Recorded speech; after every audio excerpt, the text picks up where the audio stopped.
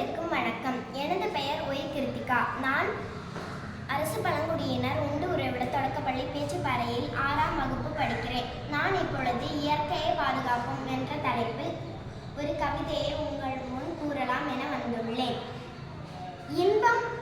இன்பம் தரும் இயற்கை, மனித வாழ்வின் வரம் இயற்கை, நோய் தீர்க்கும் இயற்கை, சுத்தமான காற்றை தரும் இயற்கை, மக்களை காக்கும் ஆயுதம் இயற்கை, இன்னிசை பாடும் இயற்கை, நன்னீர் தரும் இயற்கை,